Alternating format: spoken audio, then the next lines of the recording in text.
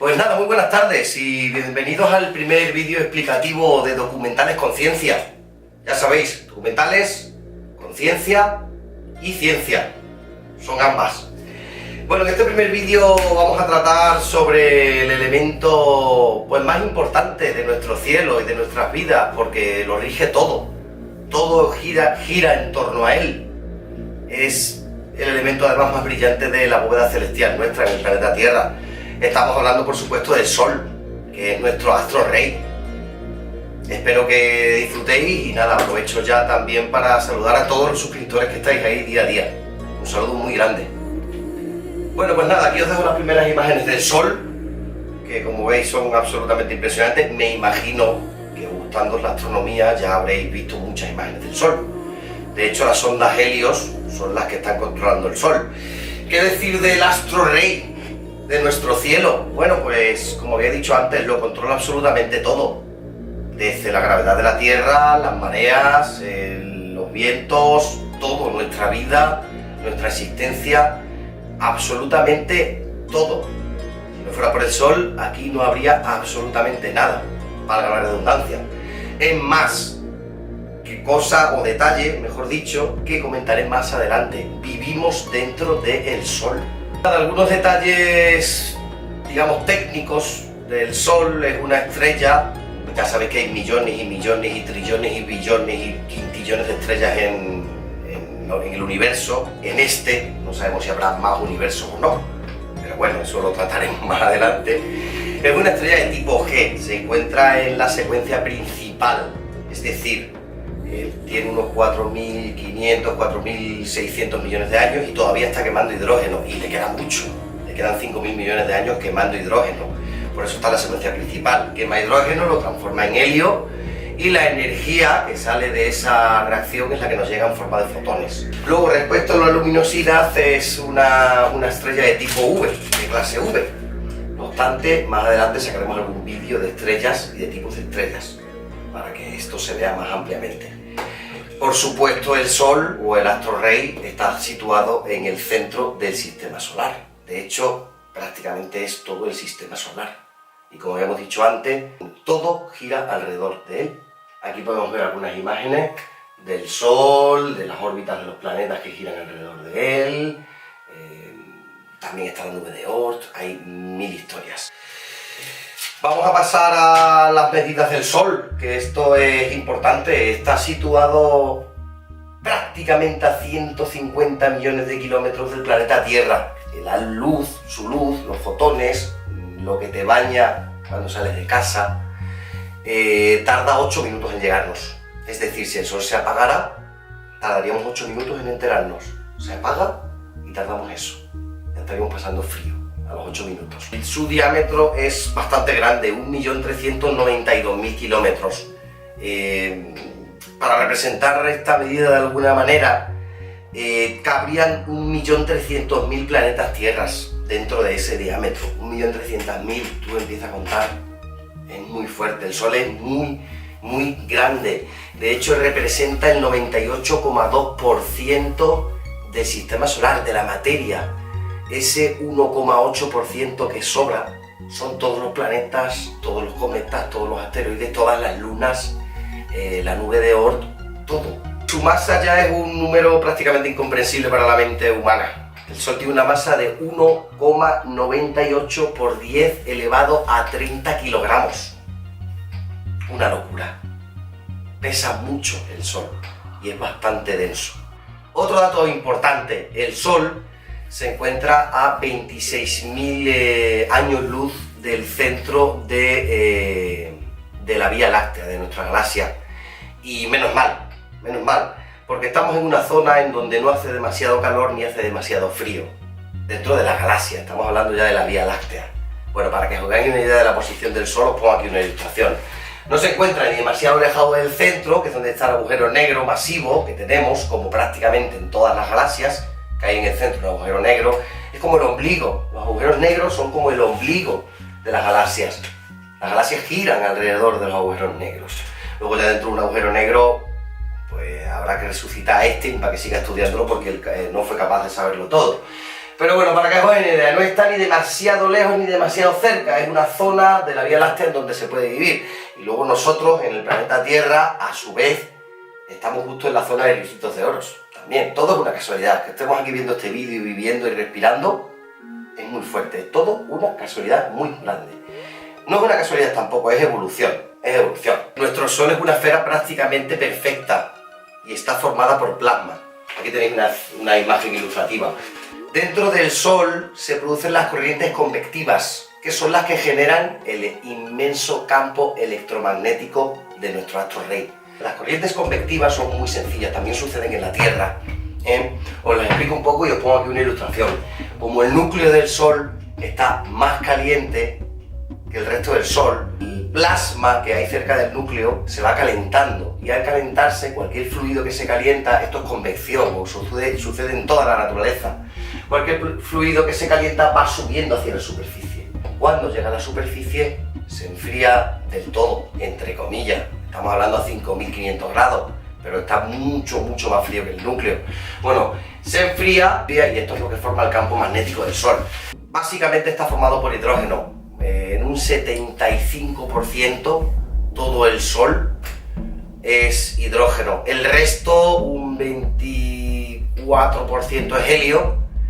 Y ese pequeño porcentaje que queda ahí son elementos más pesados, como por ejemplo el carbono y el hierro. Esta composición, no obstante, va variando con el tiempo. El Sol va quemando los elementos más sencillos. Cuando se acaba el hidrógeno, se va fundiendo el helio, se forma carbono, luego se funde el carbono, se forma el hierro y así sucesivamente. Es decir, esta composición no es fija. Pues a continuación vamos a hablar sobre la formación del Sol. Nuestro Sol se formó hace aproximadamente unos 4.500 millones de años en una gran nube de materia molecular. A ver, esta nube la tenemos aquí. En esta gran nube, en el centro, la materia se acumuló tanto, se hizo tan caliente y tan densa, había tanta materia, estamos hablando de hidrógeno, básicamente. Se acumuló tan fuertemente en el centro de la nube molecular que comenzó la fusión nuclear. Así se formó, digamos, el núcleo del Sol, empezó a formarse el Sol.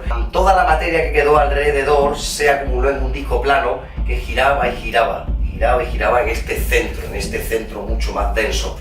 Y este disco plano es lo que formó pues el resto del sistema solar. Bueno, vamos a hablar ahora sobre las diferentes capas del Sol. Vamos de dentro a fuera. Aquí tenéis una imagen de las principales capas. En primer lugar tenemos el núcleo del Sol, que es la parte más caliente. Forma una quinta parte del mismo Sol. En el núcleo del Sol se forma lo más esencial, el proceso más importante del mismo Sol. Estamos hablando de la fusión nuclear. Está a una temperatura de unos 15,7 millones de grados Kelvin. Hablamos de una temperatura prácticamente infernal o satánica.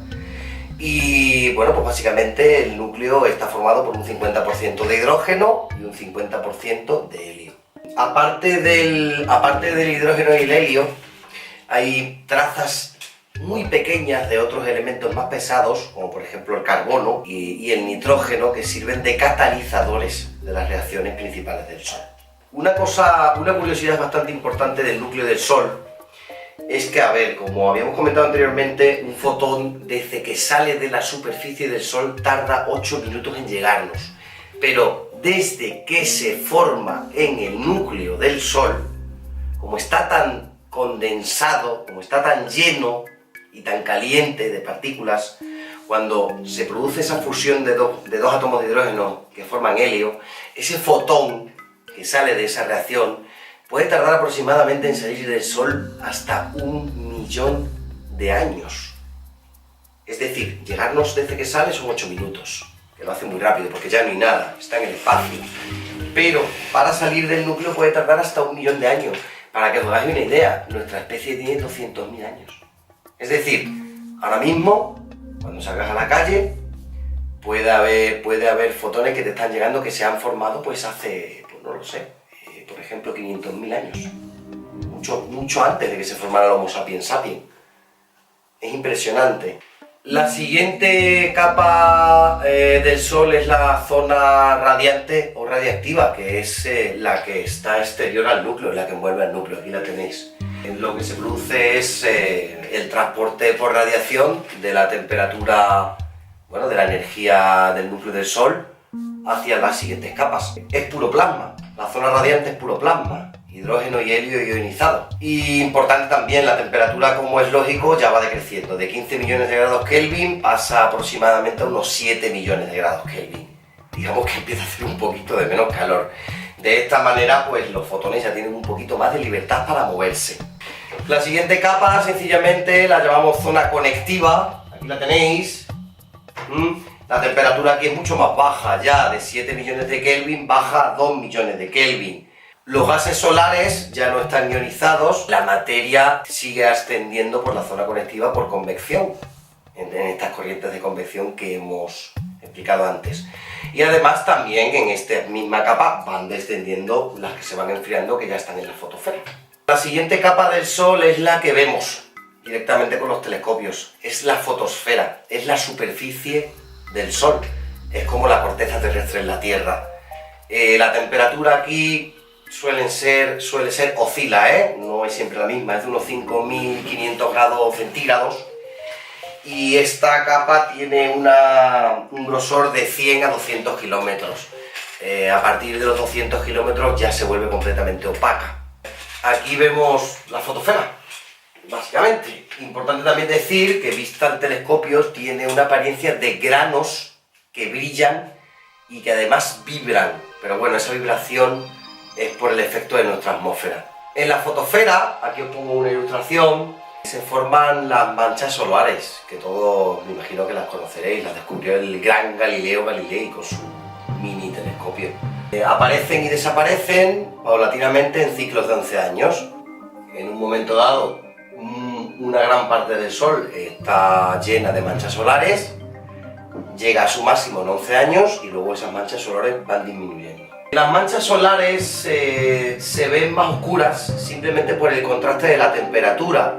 Recordamos que el calor que hace en la superficie del Sol es de 5.600 grados Kelvin y las manchas solares están a 4.000 grados Kelvin. Es decir, este color más oscuro es simplemente un contraste entre estas dos temperaturas. Incluso así, aunque estén más frías que el resto de la superficie del Sol, una mancha solar, si pudiéramos aislarla, para que os hagáis una idea, hablaríamos de que brillaría 50 veces más que la propia Luna en nuestro cielo. En la misma fotosfera se produce pues, uno de los fenómenos más impresionantes del Sol, que son las protuberancias solares. Son inmensas estructuras de gas que salen de la superficie del Sol, de la fotosfera, en forma de bucle. Están formadas básicamente por hidrógeno y helio y siguen las líneas magnéticas del Sol. Aquí tenéis una imagen. Estas protuberancias solares pueden alcanzar unos 800.000 kilómetros. La más grande, grabada y observada por los telescopios, alcanzó 800.000 kilómetros. Atravesó, por supuestísimo, la corona solar, que es la última capa, y bueno, pues cabrían miles y miles y miles de tierras en una sola protuberancia. A veces las protuberancias solares se truncan y dan lugar a eyecciones de masa coronal. El propio Sol expulsa su materia. Estas eyecciones pueden dar problemas en la Tierra. La siguiente capa del Sol es la cromosfera. Es la que podemos ver durante un eclipse total de Sol. Es ese resplandor que hay alrededor del Sol. Y nada, son aproximadamente unos 10 kilómetros desde la fotosfera. Por último, tenemos la corona solar, que es la capa más tenue del Sol. En esta capa, que lo tenéis aquí, hay uno de los misterios más grandes de la ciencia. Todavía toda la tecnología que tenemos, todas las ondas no han sido capaces de entender o de explicar por qué la corona solar está tan caliente, está muchísimo más caliente que la fotosfera. Su temperatura es de millones de grados Kelvin, de 5.600 grados Kelvin de la fotosfera. La corona solar está, pues eso, a millones de grados Kelvin. No se sabe por qué esta temperatura. Debería de ser al revés. Si la fotosfera está más caliente y la corona solar está más distante que la superficie del Sol, por supuesto, que la propia fotosfera, pues debería estar más fría. Pues no, está a millones de grados Kelvin. Esto es un gran misterio, todavía no se sabe por qué sucede. La corona solar da lugar a la última capa del Sol, que es la heliosfera. En la heliosfera está, digamos, el viento solar. La heliosfera llega hasta más allá de Plutón. Por eso decía justamente que vivimos dentro del Sol. Bien, las Voyager, las sondas Voyager, que están aproximadamente a unos 20 años luz ya del planeta Tierra, todavía están bañadas por la heliosfera. La heliosfera lo que hace básicamente es fundamental, que es protegernos de la radiación interestelar, que es la radiación que nos llega de fuera de la galaxia. Gracias a la heliosfera estamos protegidos por esta radiación. El futuro del Sol. El Sol, como cualquier otra estrella, va a morir. Aproximadamente le quedan unos 5.000 millones de años. Ese es el combustible que le queda al Sol. Cuando acabe con el hidrógeno, de fusionar hidrógeno en helio, lo que va a pasar con el Sol es que va a empezar a crecer y se va a transformar en una gigante roja. Aquí tenemos una ilustración de lo que es una gigante roja. Crecerá tanto que es posible que engulla a Mercurio y a Venus, e incluso probablemente nos coma a nosotros, al planeta Tierra. No hay que preocuparse, porque para entonces, dentro de unos 5.000 millones de años, tenemos dos opciones: o nos hemos transformado en una especie interplanetaria y hemos huido, nos hemos fugado del planeta Tierra a otro planeta rocoso en donde se pueda vivir, tipo Titán, la luna de Saturno. Titán está muy fría, en él se produce un ciclo de metano, pero también se prevé que conforme el Sol se vaya calentando y vaya creciendo, Titán se va a ir calentando también. Por lo tanto, podrá ser tal vez un lugar muy bueno para vivir. Esa es una de las opciones. La otra opción es pues morirnos y quemarnos. Pero bueno, cuando el Sol ya haya crecido, aquí ya no va a haber nada en el planeta Tierra. En realidad, lo que se está produciendo en el Sol es un duelo entre gravedad y fusión. La gravedad hace que el Sol se contraiga y la fusión hace que el Sol se expanda. Es un pique, es un duelo entre gravedad y fusión. ¿Qué sucede? Que está equilibrado constantemente.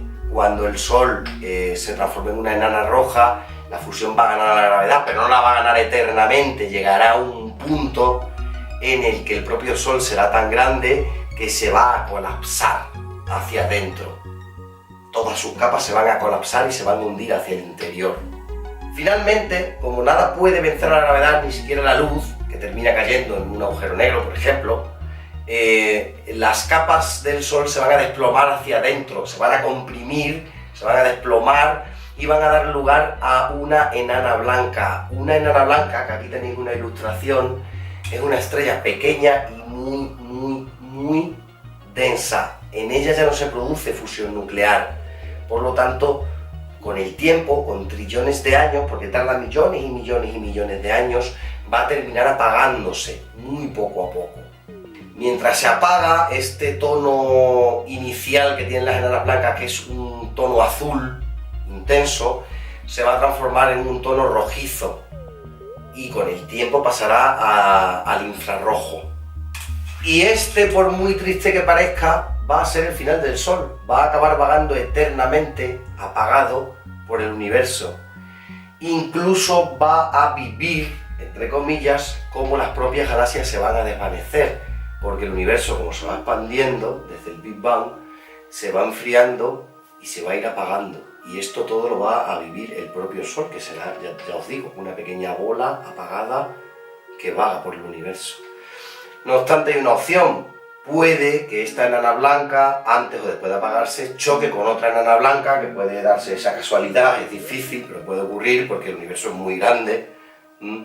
Puede chocar contra otra enana blanca y puede también volver a fusionar. Ya no va a fusionar hidrógeno porque no tiene, fusionaría carbono, pero puede volver a emitir luz. Esto es muy complicado. En fin, el Sol, pase lo que pase, va a morir en 5.000 millones de años.